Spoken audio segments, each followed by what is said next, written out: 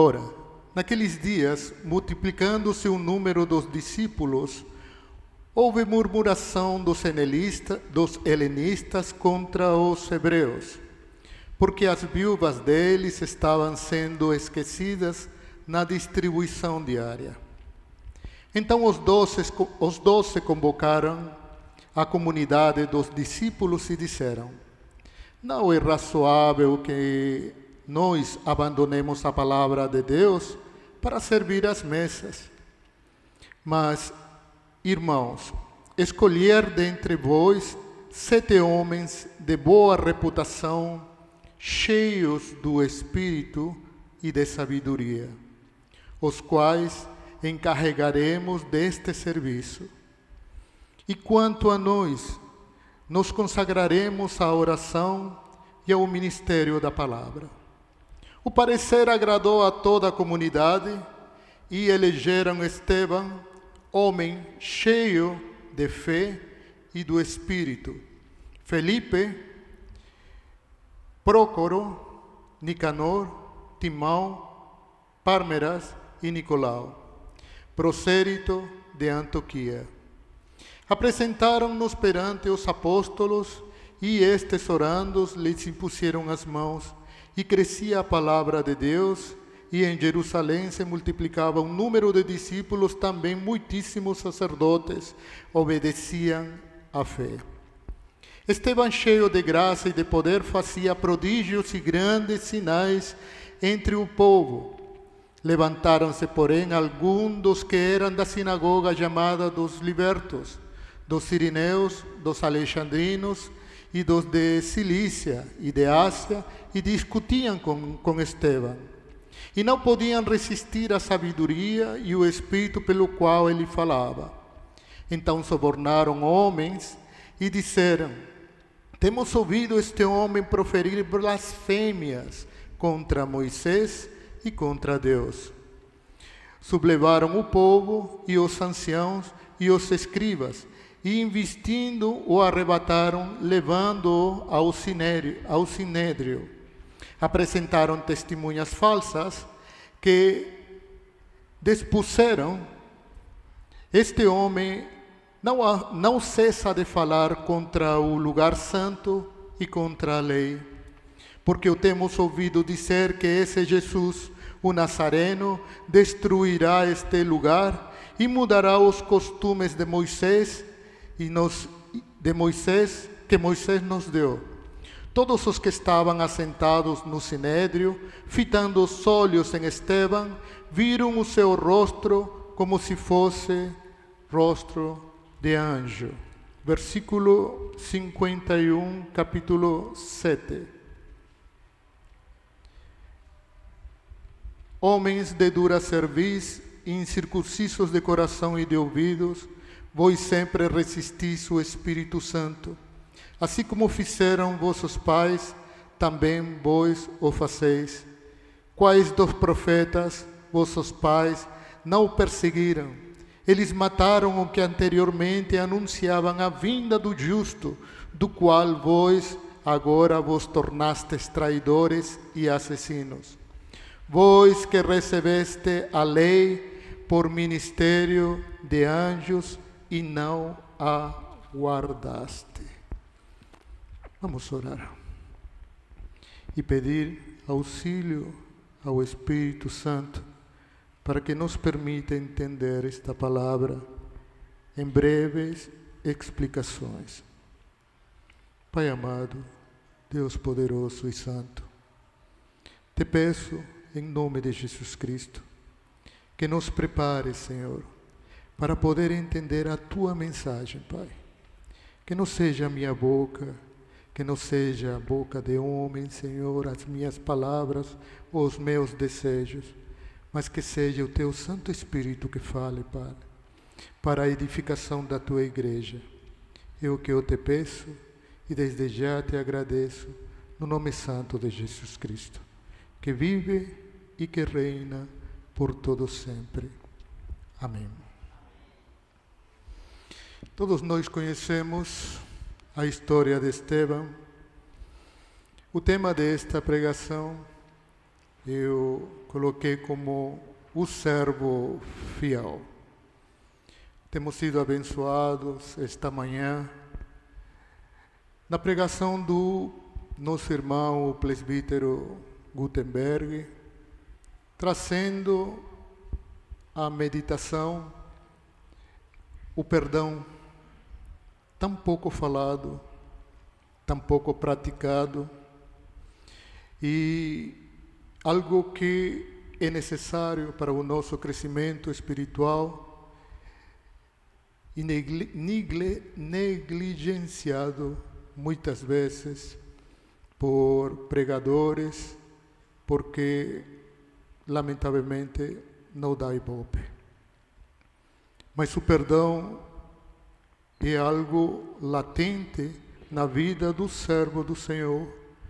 Tem sido tema de pregações, das últimas pregações que o Senhor tem me colocado para deixar lá na igreja presbiteriana de Pé do Galo, ultimamente. Tive o privilégio de pregar a última pregação falando de arrependimento, falando de perdão, falando do poder do Espírito Santo para o irmão que agora está na glória do Senhor, lá na igreja de Pedro Galo. O último sermão que ele escutou foi esse. E eu acredito que o Senhor nos prepara para nos usar no tempo dele, no momento que ele deseja, conforme lhe apraz. E foi nessa pregação que eu entendi que toda a vida temos que pregar como se fosse a nossa última pregação.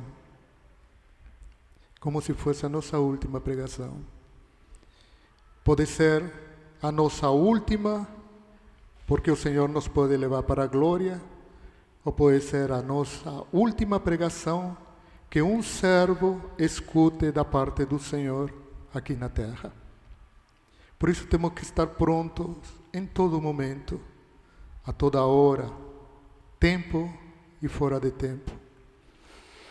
E esse tema de Estevão, que nos fala sobre o servo fiel, é um tema que nos leva à meditação com relação às características de como que um servo tem que ser, não com máscaras, nem com ceras, né? Nem com cera, e sim, sem máscara e sincera, sinceramente, na realidade. A postura de um servo do Senhor não é forjada pela nossa força física, e sim pela força do Espírito que há em cada um de nós, pois somos templo e morada do Espírito Santo. E nada melhor que o exemplo de Estevão. E a palavra nos conta que naquela época havia se multiplicado o número de discípulos e houve uma disputa, uma murmuração entre os helenistas, né? Com relação às viúvas, com relação à distribuição da porção das viúvas, quer dizer, como se fosse a cesta básica, né, daquela época. E as viúvas eram uma parte importante para o povo de Israel, negligenciadas muitas vezes, mas na igreja primitiva lembradas, né? Tanto assim que o Colégio Apostólico soube de tudo isso, fizeram uma reunião, né? Eles chamaram os discípulos e dentre eles chamaram 7 deles, né? Acordaram para chamar 7 deles para servirem como diáconos, como servos, né? Diácono é simplesmente serviço ao Senhor. Eu acostumo dizer que todos nós, tendo o cargo que nós tenhamos, somos diáconos. Podemos ser pastores presidentes, presbíteros, pastor titular, não sei qual é a nomeação aqui na Igreja Presbiteriana, mas todos fomos chamados para servir, seguindo o exemplo de Jesus, como mostra no Evangelho de Marcos, né? Fomos chamados para servir. E nada melhor que um diácono para dar esse exemplo. E a palavra nos diz que foram chamados, escolheram alguns irmãos, 7 homens de boa reputação, cheios do espírito de sabedoria, os quais encargaram os serviços diaconais com relação à igreja que tinha se formado.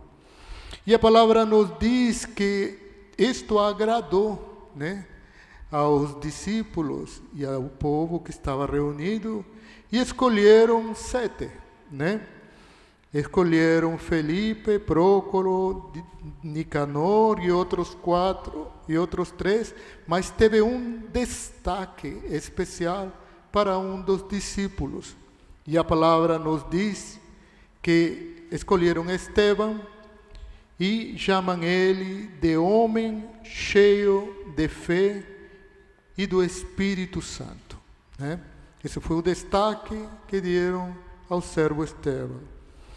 E os apóstolos apresentaram para os apóstolos impuseram as mãos, abençoaram e começou o ministério destes 7 discípulos.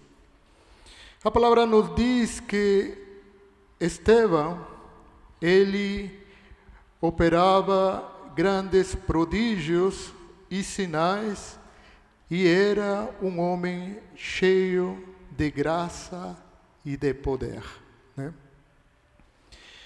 O reverendo Hernandes Dias diz no seu livro de Atos dos Apóstolos que Estevão foi um diácono que viveu uma vida exemplar e morreu de forma excelente. Entanto, os judeus e os que estavam ao seu redor jogavam pedras nele, ele estava de joelhos. Também nos diz que, entanto, o Senhor estava de pé, o seu servo estava orando de joelhos. Este Estevão é caracterizado e destacado aqui em Atos, capítulo 6, como um homem cheio de graça. E este cheio de graça eu não conseguia entender muito bem. Digo, mas como assim um homem cheio de graça, né? Eu sei que graça é um favor imerecido, é um dos atributos do nosso Deus, né? Como que é ser um servo cheio de graça? Eu não acredito em coincidências, mas eu sei que quando o Espírito quer falar para a sua igreja, ele fala mesmo. E hoje, pela manhã, o Espírito Santo falou grandemente sobre isso, porque o tema de hoje era o perdão dos pecados. Eu mudei um dia antes. E o presbítero Rosenberg trouxe a mensagem sobre o pecado, né? Então, eu acredito que o Senhor quer falar para a sua igreja sobre o perdão, perdoar os pecados. E aí, eu analisando o que significa ser cheio de graça, com a explicação que o presbítero deu hoje de manhã, consegui entender. Quando ele disse que Pedro tinha questionado, mas quantas vezes temos que perdoar, né? A resposta de Jesus, 70 vezes 7, o tempo inteiro. Porque nós somos uma nação de perdoados de um preço que nós não poderíamos pagar. O preço da nossa redenção foi muito alto, foi mencionado hoje pela manhã, com o exemplo que deram. Tanto assim que ao longo da nossa vida não poderíamos pagar. Nesta vida não teríamos como pagar a nossa redenção, o nosso perdão. Mas o Senhor nos olhou graciosamente desde a eternidade e nos perdoou. Esse perdão que nós recebemos, nós temos que colocar em prática, perdoando aos nossos irmãos como o Senhor nos perdoou. Quanto? 3 vezes? 5 vezes? 7 vezes? Não. O tempo inteiro. Perdoar o tempo inteiro. Como que uma pessoa que perdoa o tempo inteiro? Eu não consigo entender. Ela deve ser diferente. Ela deve ser uma pessoa que dá para ver que é uma pessoa mansa, longânima, uma pessoa que sabe perdoar e uma pessoa que sabe esquecer. Uma pessoa que sabe perdoar é aquela que não permite que o sol se ponha na sua face, né? Para não criar raiz de amargura e ficar todos os dias enraizando mágoas, enraizando pensamentos, enraizando palavras que nos levam só para a morte. E a palavra nos diz que não deixemos colocar o sol sobre a nossa face para perdoar. Então, quem sabe perdoar, sabe não enraizar mágoas. E quando nós entendemos que enraizar mágoas é não ficar cheio de fel, amargurado o tempo inteiro, então podemos entender que uma pessoa que sabe perdoar, que não guarda mágoa, que não guarda raiz de amargura, é uma pessoa que está sempre bem, feliz, cheia de graça. Cheia de graça. Estevão era um homem cheio de graça, disposto a ensinar graça, disposto a ensinar, disposto a perdoar. Eu costumo também a dizer que o perdão é uma prática contínua, que precisa ser forjada por longo tempo. A gente não aprende a perdoar de um dia para outro. É um longo caminho. É como eu costumo trazer um exemplo. No meu país é cheio de montanhas. A cordilheira está no centro do meu país. E lá nas montanhas tem pedras que são soltas por causa dos terremotos, da erosão e do desgelo dos picos que estão cheios de neve. E esta neve, ela se transforma em água em períodos quentes e formam os rios que levam o seu trajeto até o mar ou até a lagoa. E as pedras que foram soltas de lá daquelas montanhas, elas saem como pedras brutas, pedras sem forma, né? E quando você encontra lá na lagoa, aquele período que você está de férias, diz, vou para a lagoa, lá nas montanhas, ou vou para a praia e vê um rio que tem um afluente que vem das montanhas, você encontra as pedras todas lisinhas, redondinhas, formadas, forjadas, né? Todas forjadas, parece que um artesão as formou. E isso se deve a que elas tiveram uma direção de vários quilômetros, de centenas de quilômetros, né, para poder chegar àquele destino. E cada metro que elas a água ia empurrando, elas iam sendo forjadas, elas iam sendo polidas, elas iam tomando forma redonda por causa do movimento das águas. É desse jeito que o perdão. Nós somos forjados todos os dias, colocados perante o fogo, e o purificador está sentado, como está em Malaquias, pronto para nos retirar do fogo no tempo certo. Isso é santificação. E nessa santificação nós aprendemos a perdoar. É nessa santificação que nós aprendemos a glorificar o nome do Senhor. É nessa santificação que nós conseguimos meditar na palavra do Senhor. É nessa santificação que podemos adquirir poder, como está aqui o seu servo Estevão, um homem cheio de graça e de poder. E além de mais, fazia prodígios e grandes sinais entre o povo. Tem algumas igrejas que se preocupam. Primeiro, para ser cheios do Espírito Santo, tinham que ministrar grandes sinais, maravilhas, algumas vezes línguas, ou ser uma pessoa que expressa os seus sentimentos, ou se deixa levar pela emoção no momento, para que o povo veja e vendo acredite. Esse é o grande erro do homem, ver para acreditar, ver para acreditar. O diabo e os demônios, eles sabem o que nós fazemos e muitas vezes podem revelar para qualquer um o que nós fazemos. Não é algo oculto, né?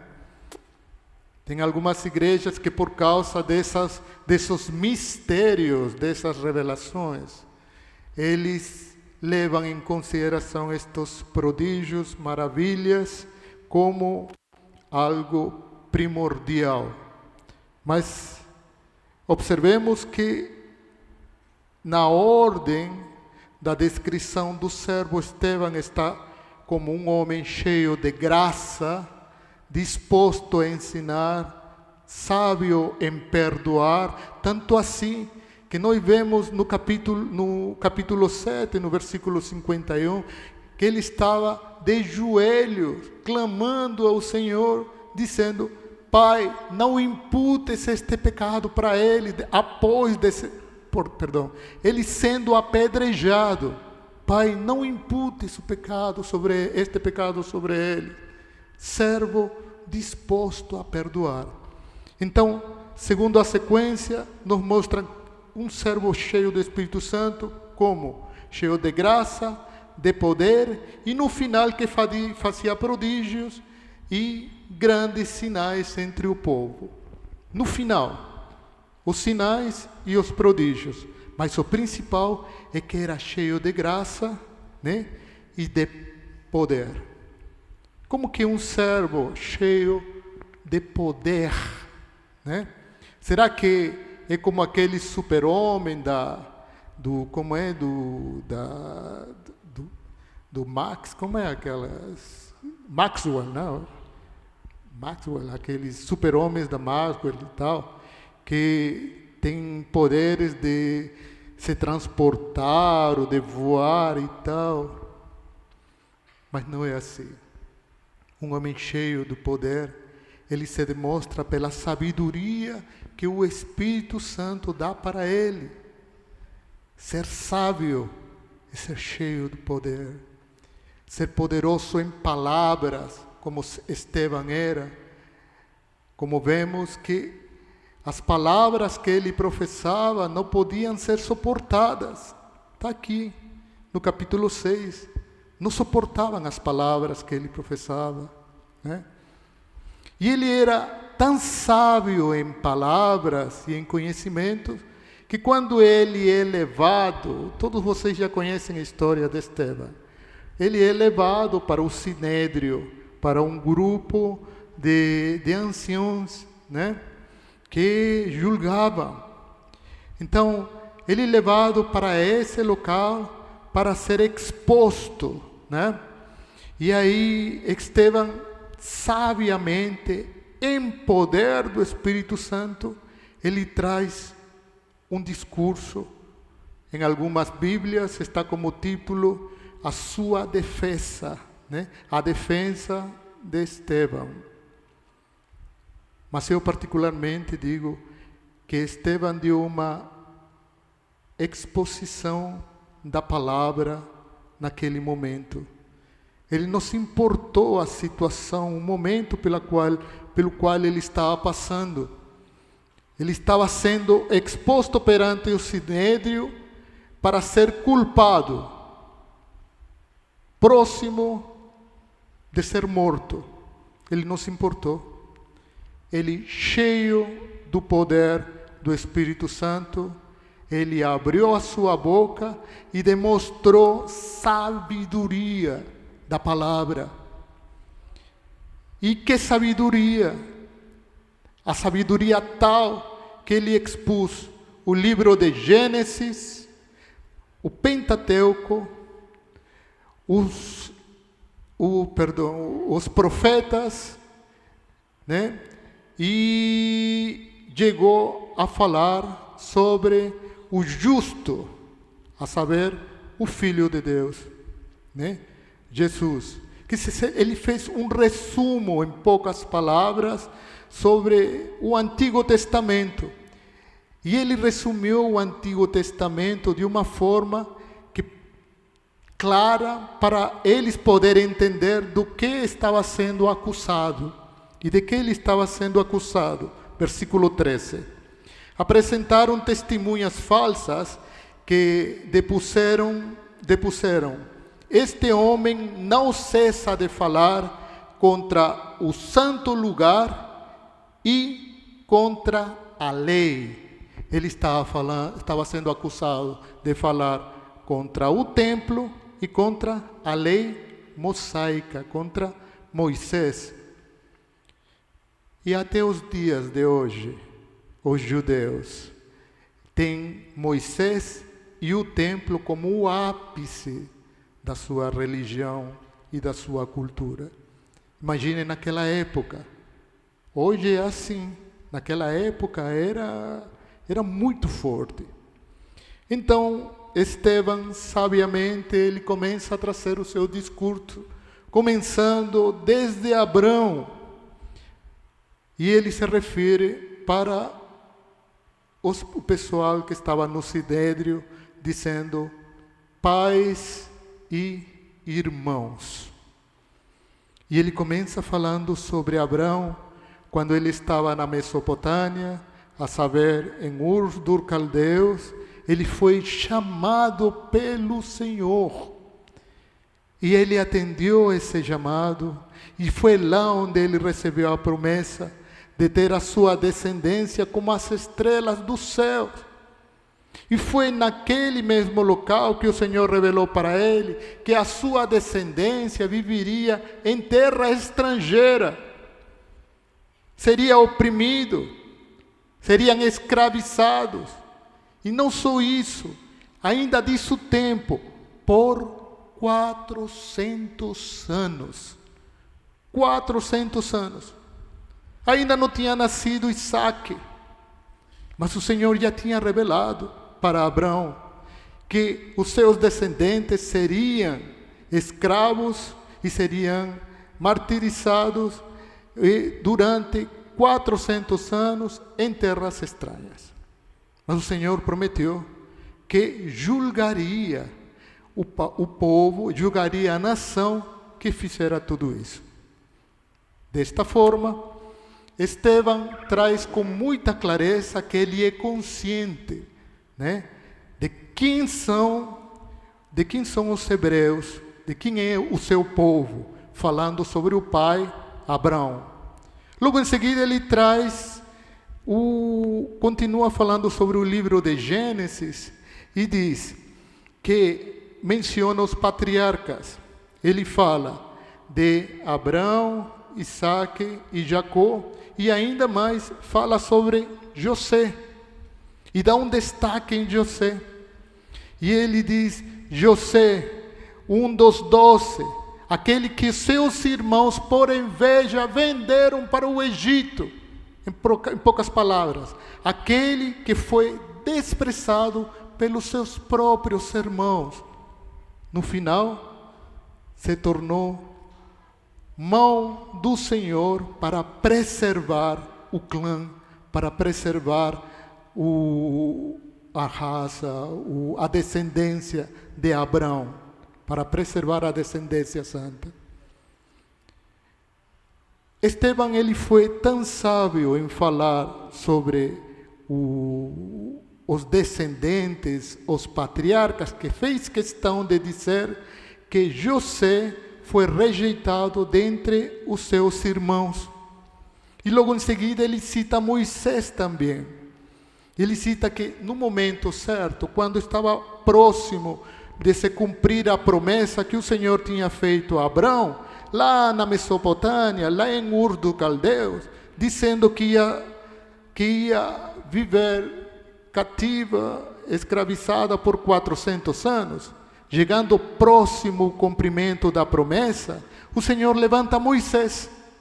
E levanta Moisés em meio de uma situação extraordinária, quando um faraó, o rei do Egito, não conhecia José.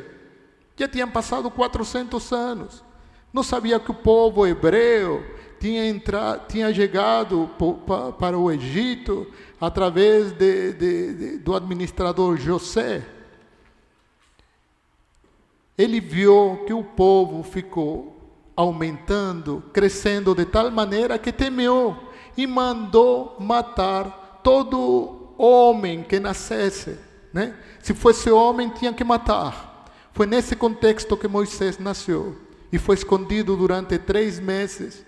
E quando não puderam guardar por mais tempo ele, tiveram que colocar em uma manjedoura à margem do rio Nilo para que a filha de Faraó o tomasse, né, e o criasse como se fosse filho. E logo em seguida a palavra nos diz que Moisés foi criado na casa de Faraó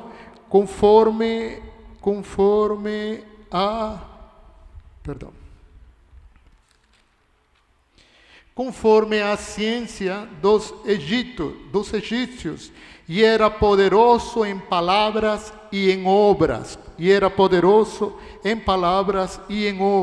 Foi nesse contexto que cresceu Moisés. Foi nesse contexto que ele cresceu. Perdão.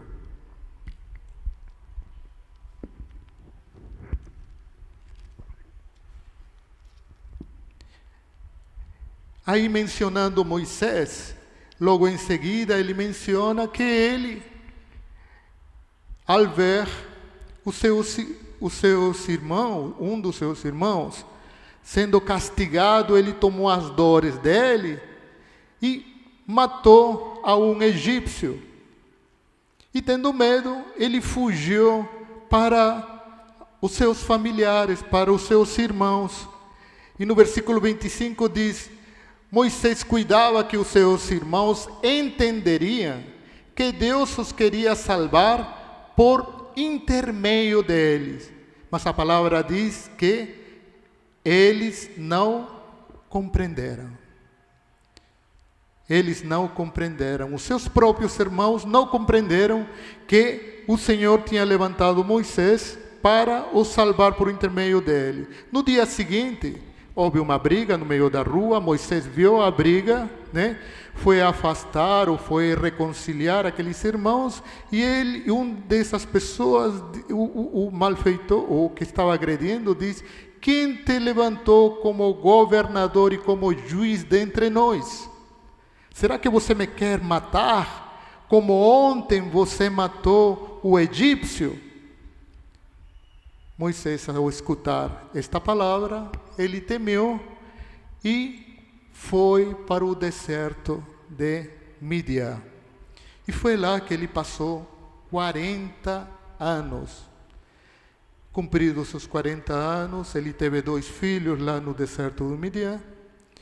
E um dia o Senhor o chamou lá no Monte Sinaí, se apresentou através de uma sarça ardente e falou para Moisés, dizendo: eu sou o Deus de Abraão, de Isaque e de Jacó. Tira as tuas sandálias, que a terra que estás pisando é terra santa. E foi assim que Moisés foi chamado para uma grande missão. E a palavra nos diz que este é o Moisés a quem negaram reconhecer, dizendo: quem te constituiu autoridade e juiz? No versículo 36 diz que é este Moisés que os tirou, fazendo prodígios e sinais na terra do Egito.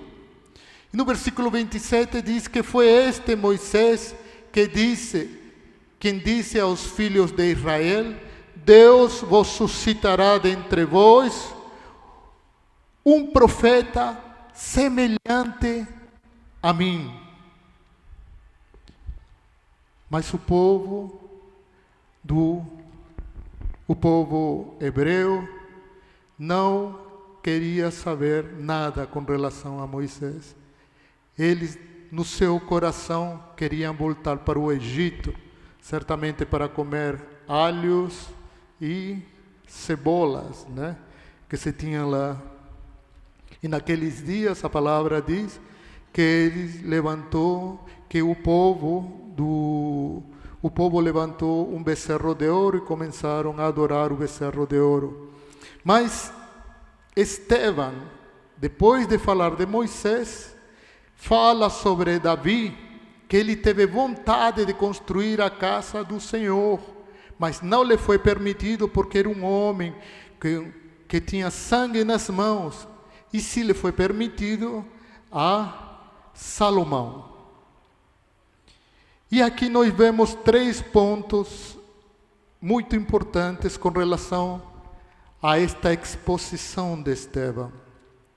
Estevão, ele estava sendo acusado de falar do santo lugar e da lei, né? E aí Estevão fala, primeiro, de Moisés, fala sobre José e fala sobre o templo, né? Quando ele fala sobre José, ele destaca que o próprio povo deles tinha rejeitado a José.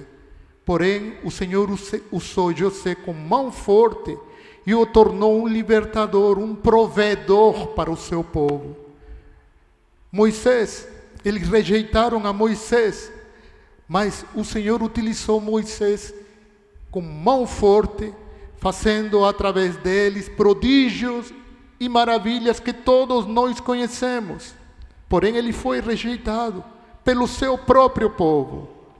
E aqui nos fala que Moisés diz que um dia, dentre eles, o Senhor suscitaria um profeta semelhante a ele, já apontando para Cristo.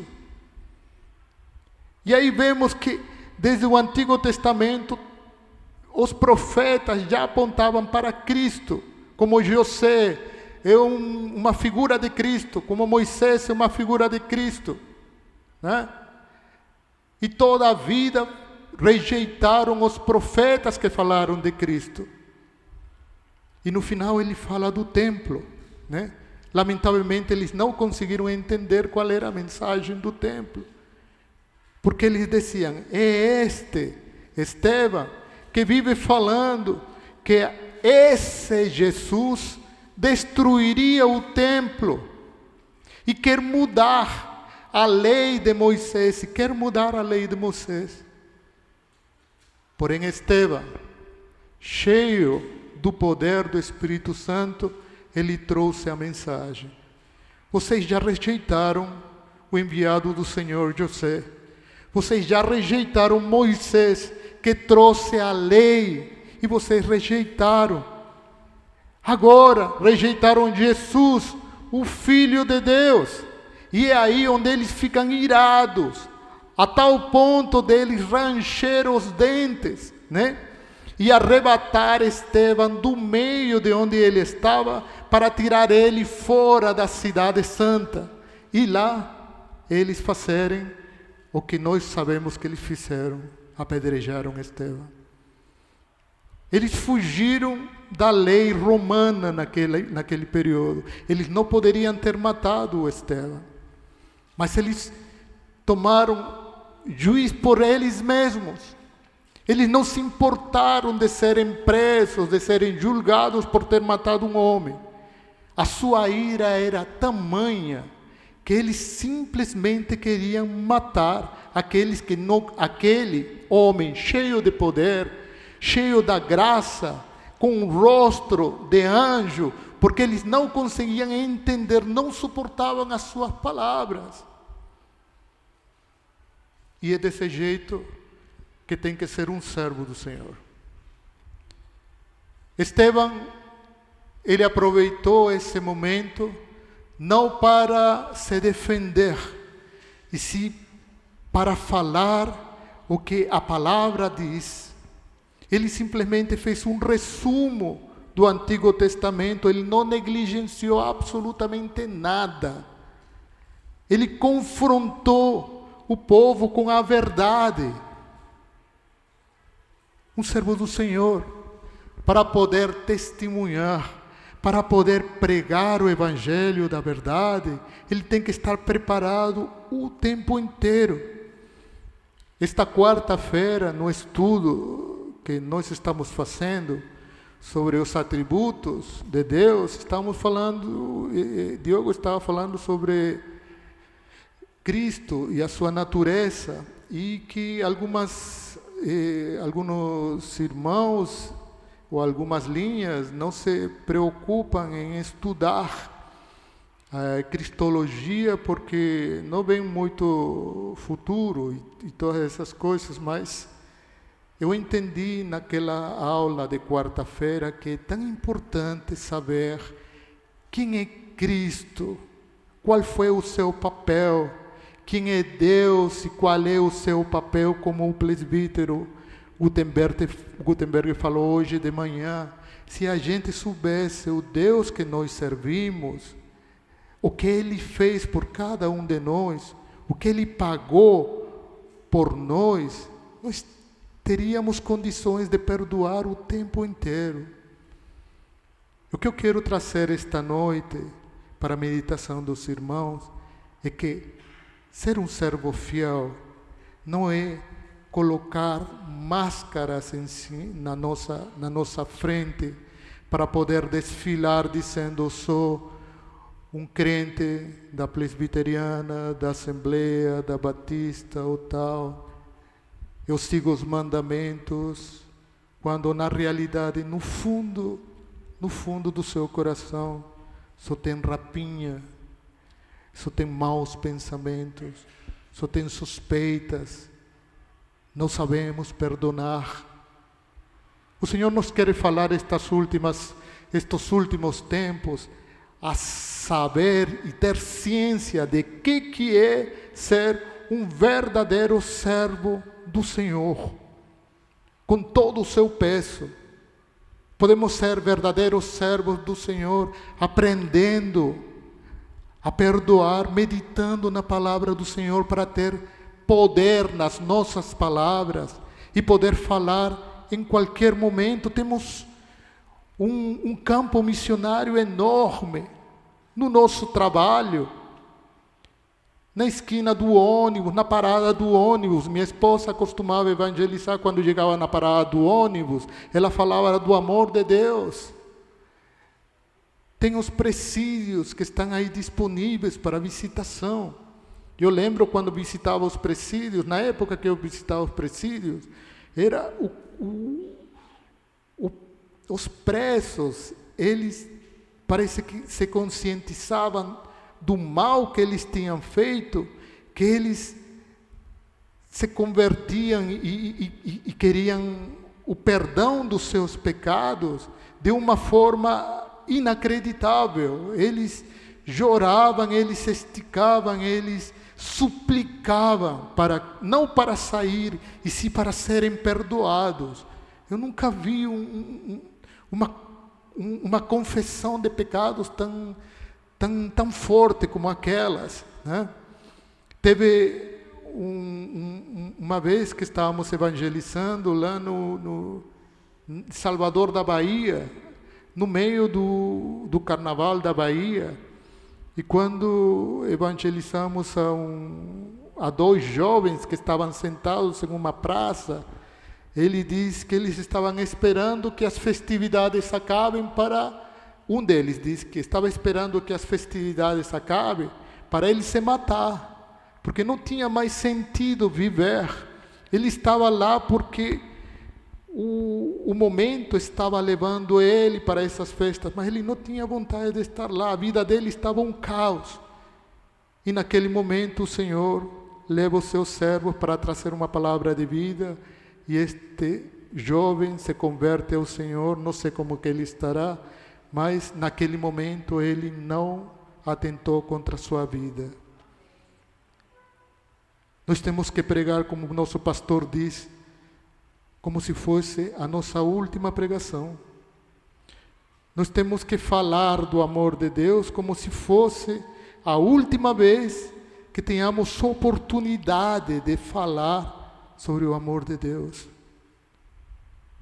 Tem muitas pessoas lá fora que não conhecem Jesus, mas conhecem Deus, mas não conhecem o nome de Jesus, não sabem o significado do poder da palavra Jesus, Filho de Deus, não sabem. Eu poderia trazer duas aplicações para esta mensagem, que é tão longa e eu tive que cortar por causa do tempo. A primeira seria: perdoe enquanto há tempo. Aprenda a perdoar, porque Estevão, estando em meio de uma população furiosa, Israel não tinha pedras pequenas como se tem aqui. Israel tinha pedras do tamanho grandes, e elas não eram pedras trabalhadas, eram pedras cortantes. Imaginem, ele estava sendo apedrejado, quebrando os ossos da perna, os ossos do braço, os ossos das costelas, né? E ele ainda teve força para clamar ao Senhor e pedir para o Senhor não imputar esse pecado para eles. Imaginem o tamanho da graça que o Senhor tinha dado para este homem, que sabia perdoar.